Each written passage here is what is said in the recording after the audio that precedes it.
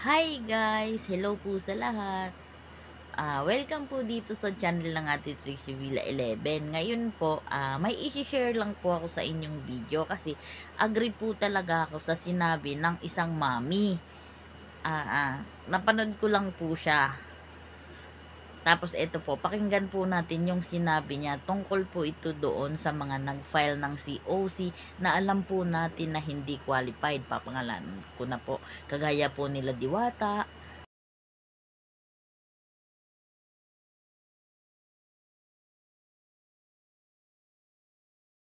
Rosemar, ang dami na pong influencer ang mga nag-file ng candidacy. Alam na po natin yan. Kaya pakinggan po natin at panoorin yung mga sinabi niya. Mag-a-agree po talaga kayo. Eto po.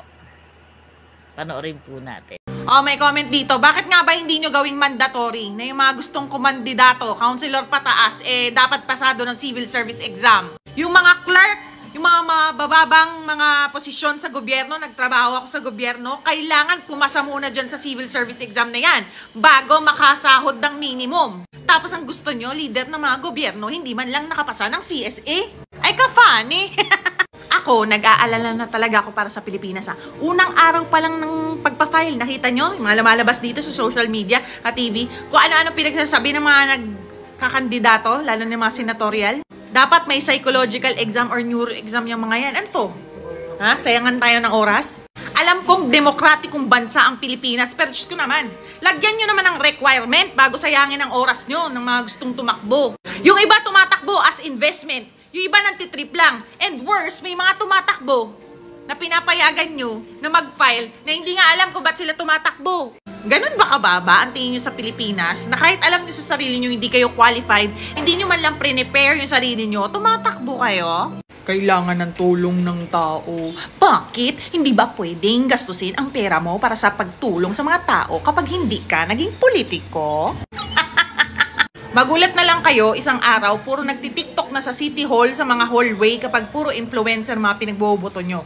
Pero kung talagang desidido kayong tumulong sa bayan, mag-take kayo ng civil service exam, ipasa nyo yun, tapos kuha kayong few units ng law, di ba? Lamanan nyo to.